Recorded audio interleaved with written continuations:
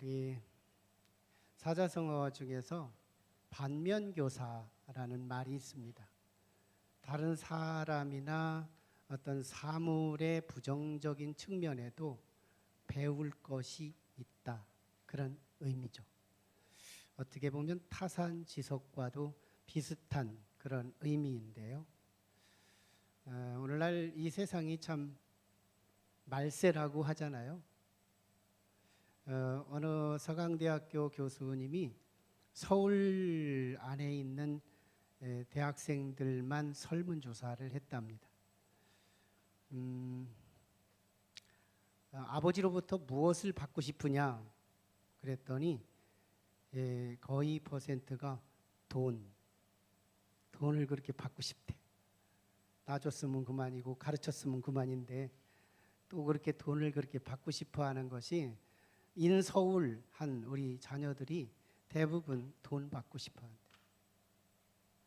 그리고 이번에는 서울대생들만 이렇게 추려놓고 서울대학교 학생들만 설문조사를 합니다.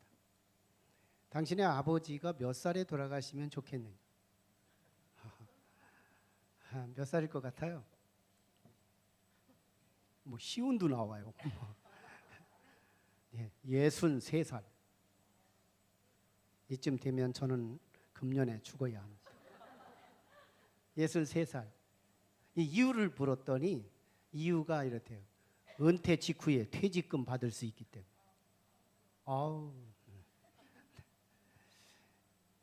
참 얼마나 잔인한 자녀들인지 몰라요. 우리의 자녀들이 그렇게 성장하고 있답니다. 세상이 말세가 되고 있는 부분이죠. 요즘에 나온 책 중에서 다 쓰고 죽어라 하는 책이 베스트셀러래. 다 쓰고 죽어라. 이 책에서 생명보험 들면 그때부터 아버지 죽기 바라고 엄마 죽기 바란다. 그리고 죽을 때 걱정하지 말고 죽어라.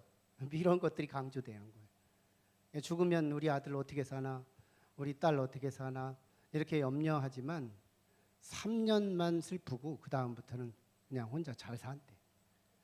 깔끔하게. 그래서 다 쓰고 죽으래. 가르친 것만 해도 어디냐는 거예요. 다 쓰고 죽으라는 이 책이. 말세 지말에 살고 있습니다. 정말 우리의 자녀들이 굉장히 효도할 것 같지만 효도보다는 오히려 우리에게 서운함을 안겨주고 가는 이 시대. 그런데요, 반면교사의 교훈이 있습니다. 이런 이 시대, 이 악한 세상에서도 하는 잘 뒤집으면 오늘 빛의 아들들, 즉 성도들이 배울 게 있다. 여러분, 세상에도 배울 게 있대요. 우리는 성경만 원포인트, 오직 성경에서만 가르침을 배울 수 있다고 생각할 수 있지만 세상에도, 아니 다듬지 않은 세상, 아니 세상의 말세와 같은 부패한 세상, 거기에도 배울 게 있다. 오늘 비유는 불의한 청지기 비유 이런 건데요. 우리가 지금 예수님의 갈릴리 사역과 예루살렘 사역의 중간기, 즉 예수님의 6개월 기간 동안, 예루살렘 사역 진입하기 전 6개월 기간 동안 유대 지역, 베리아 지역의 사역의 중간 지점에서 우리가 지금 계속 주일마다 말씀 나누는데요. 특별히 13장부터 17장까지가 바로 베리아 지역에서 복음을 전하는 그런 내용들이 소개됩니다. 지난 시간까지 15장 말씀을 나눴어요. 거기에는 15장은 세 가지 비유가 있었죠. 잃어버린 양, 잃어버린 드라크마, 잃어버린 아들, 그것을 찾아서 아버지의 은혜와 큰 사랑을 부각하면서 그 아버지의 기쁨의 축제, 잔치로 마무리되는 그런 이야기로 끝났어요. 그리고 이제 16장으로 들어왔습니다. 그래서 오늘 1절에서 13절까지 말씀을 본 건데, 오늘 1절과 13절 말씀뿐만 아니라 16장은 또 세 가지 비유가 소개됩니다. 불의한 청지기 비유, 오늘 본문. 그리고 그 다음에는 돈을 좋아하는 바리새인 비유. 그리고 그 끝자락에서는 바로 부자와 나사로의 비유, 거지 나사로. 세 가지 비유가. 근데 이 세 가지 비유가 공통점이 있어요. 경제관. 그래서 앞으로 세 주간은 돈 얘기해도 시험 들지 않기. 나는 성경에 순종하는 거니까. 그리고 예수님이 그렇게 순종하며 그 말씀을 세 그룹으로 똑같은 시간에 계속 나눴으니까. 그래서 오늘은 특별히 불의한 청지기 비유 그 말씀을 소개하는 겁니다. 1절에 보면 또한 제자들에게 이르시되 이렇게 시작합니다. 여기서 제자들이라고 하는 말씀은 12제자를 말하지 않아요. 특별히 마가복음에서 제자들 언급되면 무조건 12제자로 인식해도 돼요. 원복음서라고 하면서 마가복음은 12제자를 겨냥해서 가르치는 교훈이 크니까요. 그런데 마태 그리고 누가 요한복음에서 제자들 하면은 문맥으로 보면 어떤 경우는 12제자를 가리키기도 하고 어떤 경우는 예수님을 따르는 무리 제자를 말합니다. 오늘 본문은 무리 제자를 말하는 거예요. 다시 말하면 나중에 8절에 가면 빛의 아들들이 소개되는데 이 빛의 아들들 즉 성도들을 말하는 거예요. 즉 우리한테 하는 말인 거예요. 제자들에게 가르쳐 주시는 그런 말씀인데요. 오늘 불의한 청지기 비유. 이게 청지기는 청지기인데 불의해요. 나쁜 놈인 거예요.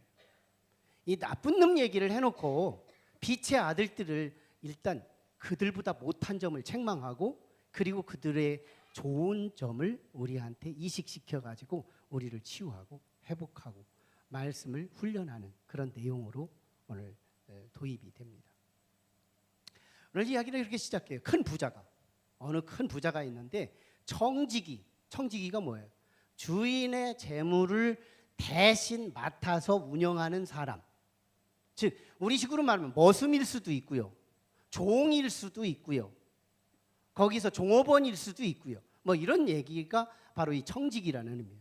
그래서 우리가 교회 성도는 그리고 우리 그리스도인들은 청지기라는 이 명칭이 익숙해야 되는 거예요. 왜? 우리의 정체성이 청지기이기 때문에. 그래서 청지기는 나한테 하는 말이다. 이렇게 들으면 되는 거예요. 자, 이 청지기에 대해서 그 부자가 재물을 맡기고 어딘가를 갔는데 소문을 듣게 됩니다. 이놈이 낭비한다고. 주인의 재물을 낭비한다. 그래서 이 주인이 이 청지기한테 해고를 합니다. 너는 이제 청지기직을 내려놔야 한다. 그리고 이제 남은 몇 날이 남은 거예요. 이때 청지기가 꾀를 부립니다. 야, 굉장히 고민에 빠졌겠죠. 내가 여기서 해고당하면 나 이게 뭐 먹고 살지? 땅을 파자니 기운이 없고 빌어먹자니 부끄럽구나. 이게 3절이에요. 굉장히 부끄러운 거예요. 그래서 심히 살 길을 찾는데 굿 아이디어, 생각이 떠올랐어요. 무슨 생각? 이렇게 하면 되겠구나. 딱 이렇게. 소리도 안 나네. 이렇게. 너무너무 좋은 아이디어가 떠오른 거예요. 그래서 이렇게 말합니다. 속으로 생각한 거예요. 자, 내가 주인의 빚쟁이들을 다 불러다가 내가 탕감해줘서 저 사람들의 마음을 사가지고 내가 해고당한 뒤에 저 사람들 중에 누군가가 나한테 와서 자기네 일을 해달라고 하면 내가 거기 가서 일할 것, 미래를 준비한 거예요. 그래서 통보를 했죠. 그랬더니 가뭄에 싹들이 물을 기다리듯이 그들이 막 본물처럼 찾아오는 거예요. 첫 번째 사람, 당신은 주인에게 얼만큼 빚을 졌습니까? 그랬더니 기름 100마리입니다. 그럼 빨리 여기 앉아서 여기 문서에 수정하라. 50이라고 고쳐라. 50%를 감해 준 거예요. 와, 이 지금 탕감받은 이 사람 입장에서 이 청지기는 너무 고마운 사람이 된 거죠. 자, 그 다음에 다음 사람. 당신은 얼마나 빚을 졌습니까? 기름 100마리입니다. 밀 100석입니다. 그렇게 말해요. 그래서 빨리 여기 앉아서 당신도 80이라고 써라. 전체적으로 계산하면 거의 비율은 비슷한 탕감인데요. 어쨌든 많은 액수의 탕감을 한 거예요. 주인의 입장에서 주인의 재산을 더 낭비한 거죠. 그런데 놀랍게도 주인은요, 이 소문을 듣고 이 청지기를 극찬합니다. 칭찬해요. 지혜롭다고. 지혜롭다고. 너무너무 잘했다고. 난 이 말씀을 읽어도 이해가 안 가요. 너무너무 이해가 안 가는 말씀인 거예요. 도대체 이게 무슨 말인가? 그래서 이해가 안 가는 너무 이상한 두 가지를 발견할 수 있어요. 첫째, 이 부자 주인이요, 이 청지기를 해고하는데 사실에 근거해서 해고하는 게 아니라 소문 듣고 이 사람을 해고하는 거예요. 소문을 듣고. 이 주인이 도대체 왜 소문만 듣고 할까? 나 이게 먼저 이해가 안 가는 거예요. 자, 이 이해가 안 가는 부분을 풀면 거기에 답이 있는 거예요. 우리가 왜 그랬는지, 그리고 우리가 뭘 잘못하고 있는지, 그리고 우리가 어떻게 살아야 하는지를 찾게 되는 거예요. 자, 여기서 디아벨리라고 하는 헬라어, 즉 많은 사람들이 주인에게 밀고를 합니다. 고발을 하는 거예요.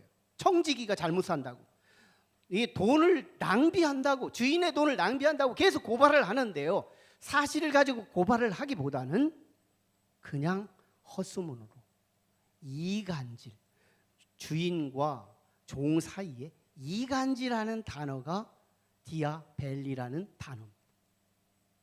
이 단어가 이간질하는 단어인 거예요. 그러고 보면 이 종이 정말 그래서 그랬다기보다는 이 종에 대해서 싸늘한 시선을 가진 사람이 많다는 것을 뜻하는 거예요. 주인의 덕을 보지 못하게 막고 이간질하고 있는, 그러니까 종에 대한 악감정이 많은 사람. 그러고 보면 종이 어떤 일을 했는지를 직감할 수 있는 것이기도 한데요, 물론 종도 잘못한 게 있을 겁니다. 왜? 주인으로부터 해고를 당했을 때 변명하지 않아요. 거기서 어느 정도는 인정이 되기 때문이기도 한다는 그런 점이죠. 그러나 다는 아니라는 거죠. 많은 사람들이 밀고 한 내용은 대부분 이간질로 했다는 거예요. 다시 말하면 이 청지기는 인간관계가 좋지 못하다는 거예요. 여기서 주인은 그냥 부자, 인간 부자가 아니고 하나님인 거예요. 주인을 하나님으로 대입시키고 보면, 하나님으로 보면 이해가 되는 거예요. 아, 저 사람이 돈을 가지고 돈을 준 목적대로 쓰지 못하고 목적 밖으로 쓴 거, 이게 낭비라는 건데요. 목적이 뭔데요? 하나님이 우리에게 재물을 주실 때 이 재물을 왜 줬느냐? 그 목적이 쏟아지는 건데, 그게 바로 관계를 위해서. 돈을 자꾸 주면 이걸 가지고 계속 나눔과 섬김과 흘려보내는 거예요. 어려운 사람들에게 흘려보내고, 아파하는 사람들에게 어려운 상당한 집을 찾아가고, 이렇게 어려운 당한 사람들의 이웃이 돼서 은혜를 흘려보내도록, 이건 관계예요. 그러고 나면 이 돈은 언젠가는 없어지는데 어떻게 없어지느냐가 중요한 거죠.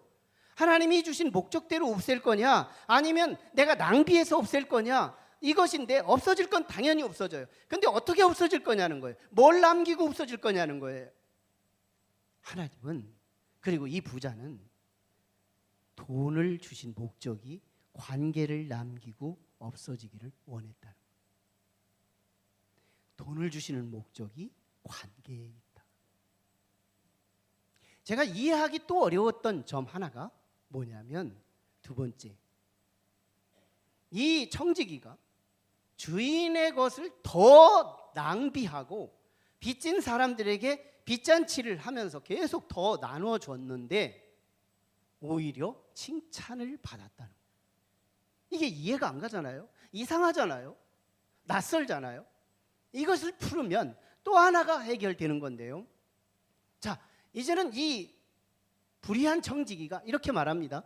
속으로 말하는 거지만, 내가 여기서 해고당하면 이제 내가 어디 가서 땅을 파자니 기운이 없고 빌어먹자니 부끄럽구나. 그래서 내가 빚을 탕감해 줌으로 인해서 그 사람들이 나를 좋게 보게 함으로써 그 사람들이 혹시 내가 실직했을 때 그 사람들의 집으로 와서 일하라고 하면 다시 일할 자리를 얻게 되는, 다시 말하면 미래를 준비한 거예요. 방법은 비도덕적입니다. 비양심적이에요. 그래서 주인공의 이름이 뭐냐면 불의한 청직인 거예요. 불의하다, 의롭지 못하다, 나쁜 놈이라는 거예요. 나쁜 놈이 자기 살 길을 위해 미래를 준비했는데 뭘로? 돈으로.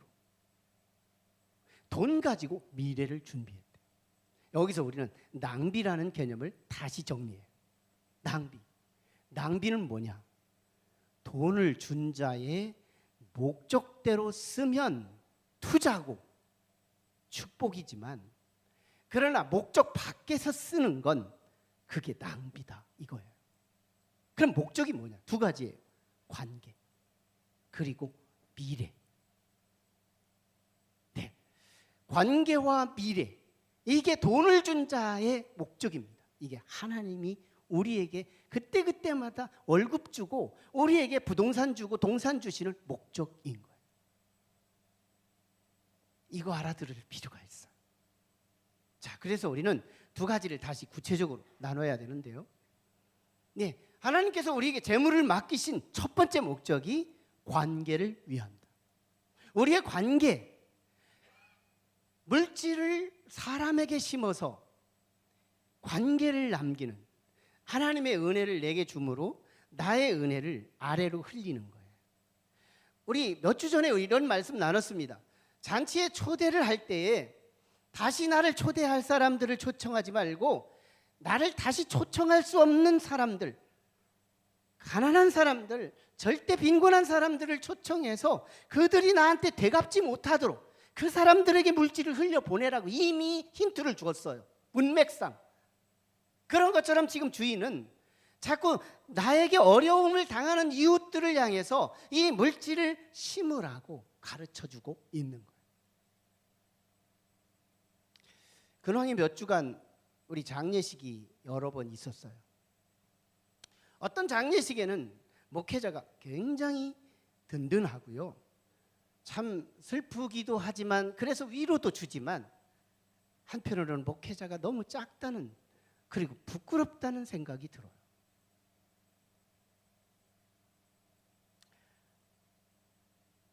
저는 목회를 하면서 이런 원칙을 우리 성도들에게 간간히 광고를 합니다. 결혼식이나 즐거운 잔치에는 성도님들의 여건에 따라 오십시오. 관계에 따라 오십시오. 그러나 우리가 상을 당한 집들은 적어도 하나님 보고 투자하십시오. 선교한다는 마음으로 찾아와 주십시오. 전 늘 그렇게 간간히 나눴어요. 이건 성서의 가르침이기 때문에 그래요. 상당한다는 건, 여러분, 가족의 관계를 상실한다는 건 당해본 사람만이 아는 느낌이에요. 옆에서 조문객으로 간 느낌은 전혀 달라요. 가족들의 상실. 연세가 많으신 가족들이라면 좀 덜 하겠지만 연세가 어중간한 분들이 떠난 그 가족들의 슬픔은 우리의 생각보다 훨씬 달라요. 이건 어느 한 날 강도 만난 자의 아픔이기도 합니다. 그때 나는 저분이 나한테 우리 상담했을 때 왔을까? 이걸 따지는 건 세상에서 할 때 계산법이지만 신앙생활을 돌입한 이후에는 우리는 상당한 집은 할 수 있거든 갔으면 좋겠다. 이게 제 바람이에요. 바람. 그리고 가르침이에요. 바른 가르침이기 때문에 하나님께 투자하는 마음으로, 이건 또 하나의 선교이기 때문에.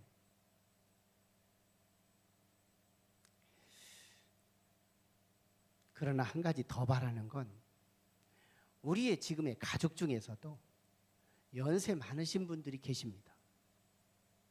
그런데도 우리 성도들의 어려움을 당한 상당한 가족들을 무관심해요.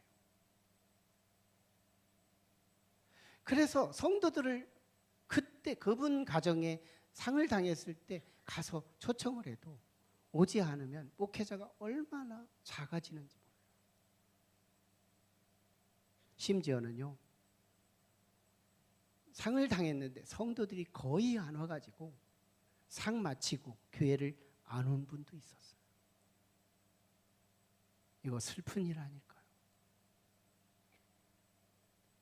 여러분, 우리 어려움 당하는 가정 그때그때마다 늘 어려움 당하는 게 아니에요. 그건 하나님께 심어라. 하나님이 갚아줄 걸 생각하고 좀 5,000원 하면 안 돼요? 작아도 괜찮으니 그냥 왔다만이라도 가면 안 돼요? 슬픔을 당한 목사를 봐서 하나님을 봐서 우리는 내게 주어진 어떤 기득권 에너지를 갖고 이웃에게 흘려보내라. 얼마 전 우리 김은주 권사님이 돌아가셨어요. 그때 사실은 가장 슬펐어요. 나는 김은주 권사님을 잃고 싶지 않았어요. 왜? 저의 목회에 굉장히 도움이 되는 분이었어요. 제 목회에 어떤 현장이든 꼭 나타난 분이 우리 김 권사님이셨어요. 그래서 그분이 말기암에 시달릴 때 그분 좀 가져가지 말라고, 그분 좀 데려가지 말라고 내가 그렇게 사정했는데 하나님은 당신의 뜻이 더 중요했대요. 그런데 그분이 돌아가셨는데요, 근황의 우리 장례식 중에서요, 우리 성도들이 다 거의 다 오십니다. 오라고 문자를 한 번밖에 보낸 게 없어요. 그분이 누군데요? 초신자가 와서 상을 당해도 다 꼬박꼬박합니다. 돈도 없는 분이에요. 그런데도 목사님 돕겠다고 오는 거예요. 순수합니다. 난 천국의 합격자이기 때문에 먼저 데려갔다는 확신이 와요.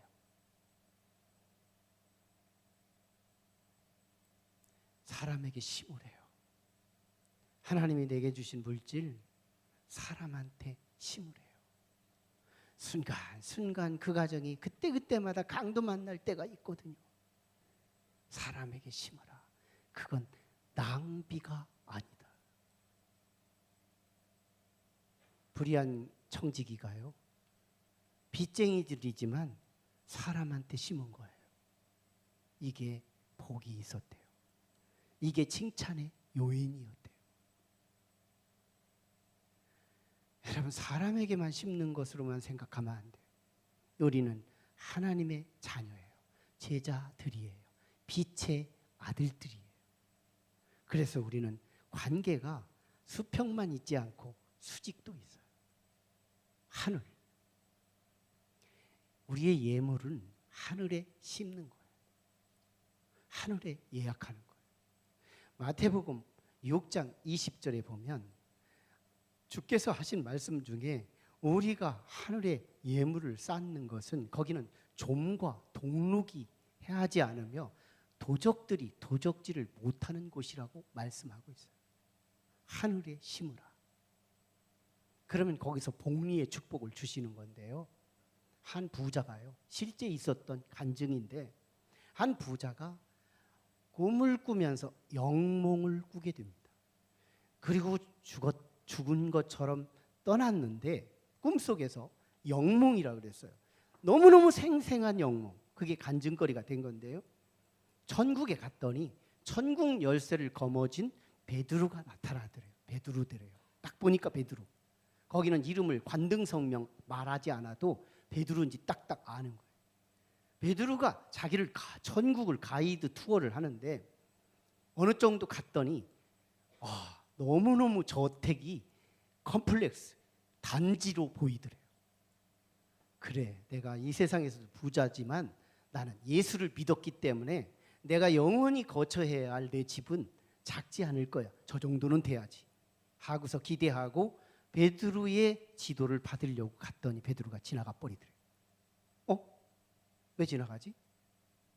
조금은 실망한 듯.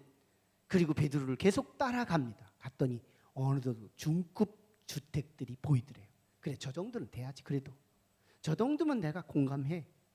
내가 하나님 앞에 투자한 게 없으니까 그래도 내가 예수를 믿었고 그래도 안 드린 건 아니니까. 그랬더니 거기서도 지나가더래요.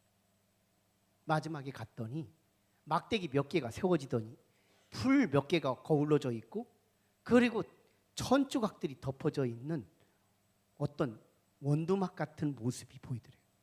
저것도 집인가? 의문이 가는데. 그런데 베드로가 이렇게 설명해요. 당신이 지금부터 영원히 거할 당신의 처소입니다. 부자가 물었답니다.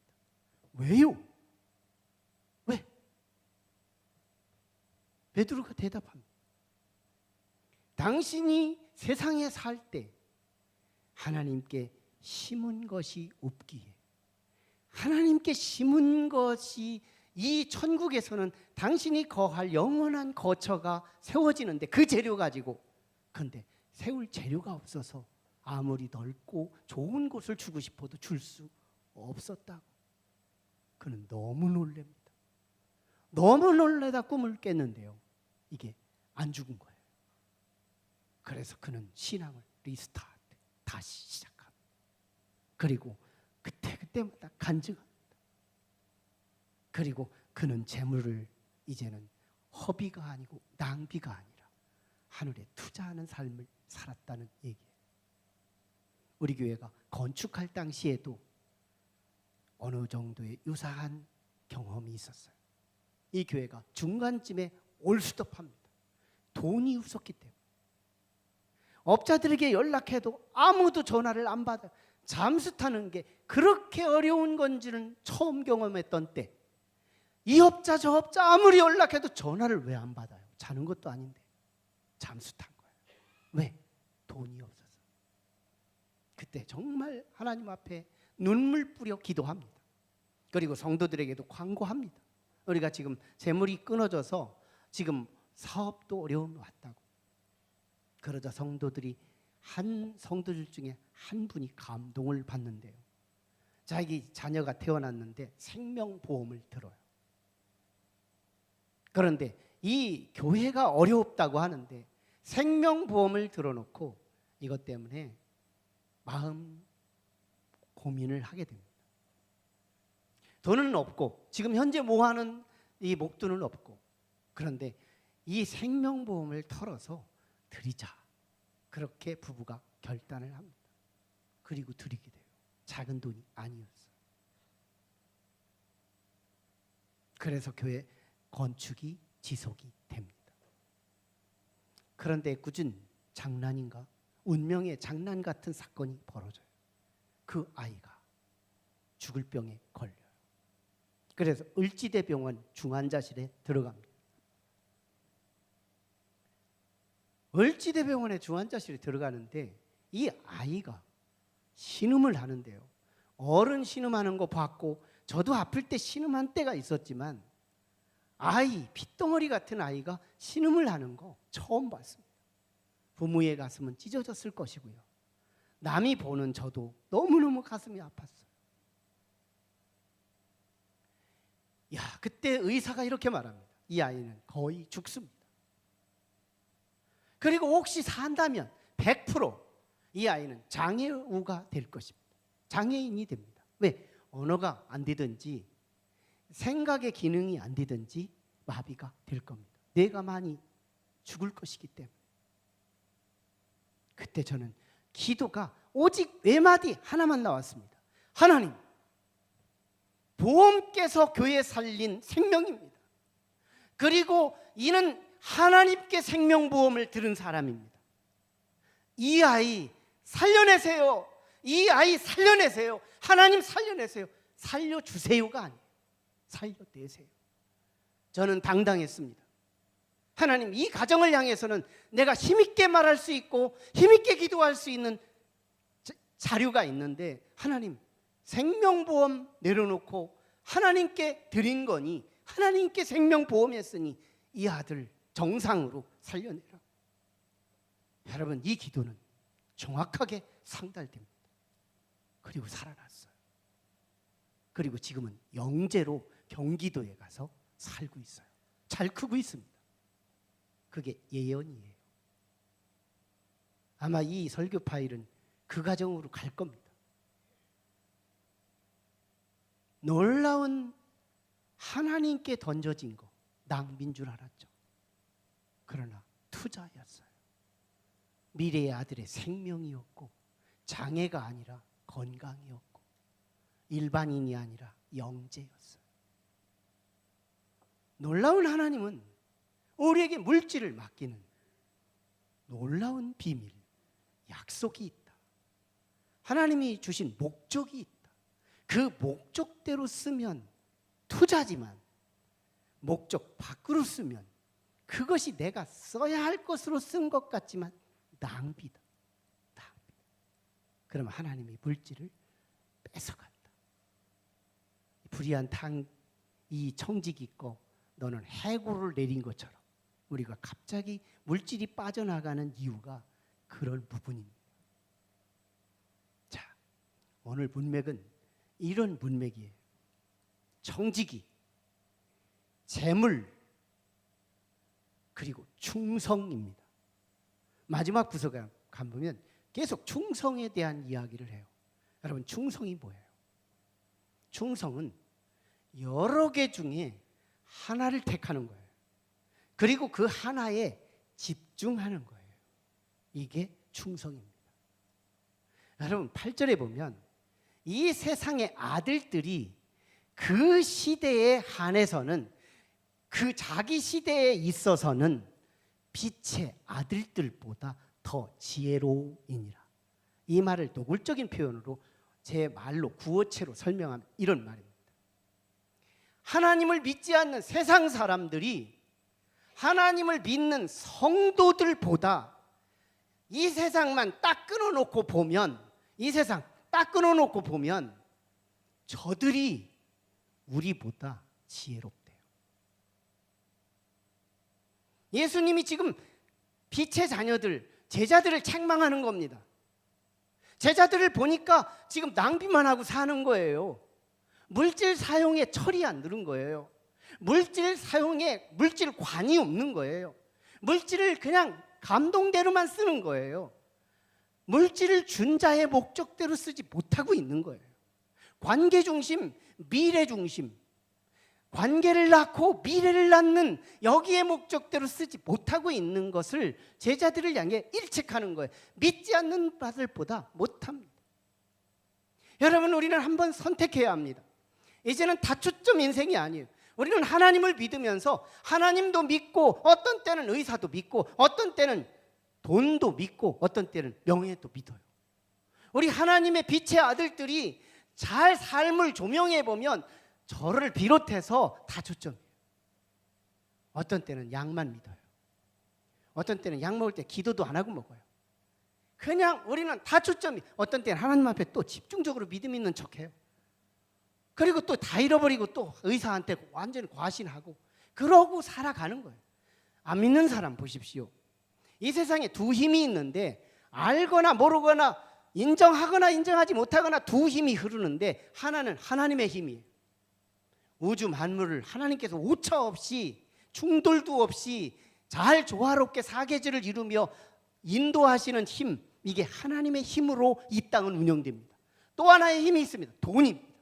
돈의 힘, 대단하죠. 이것이 우리에게 비행기를 띄우고요, 로켓을 띄우고요, 우리에게 모든 이 핵무기를 실어서 멀리 나라에까지 공격하는 용어로도 사용하는 놀라운 힘으로 자동차를 운전하고요.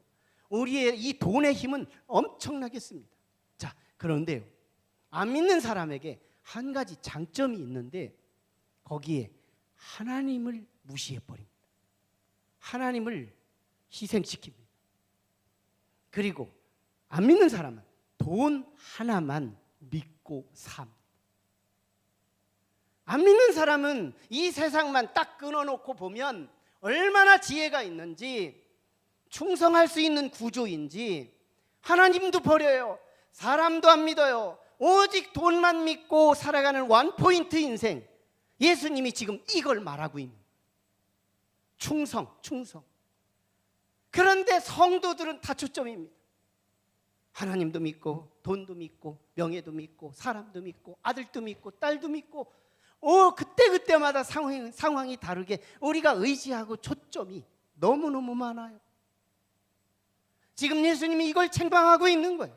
안 믿는 사람들 단면만 끊어놓고 보면 저들은 지혜롭다는 겁니다. 얼마나 지혜가 있느냐. 많은 다초점 속에서 오직 돈 하나만 믿고 사는 저들은 지혜롭다. 차라리 여호수아가 말합니다.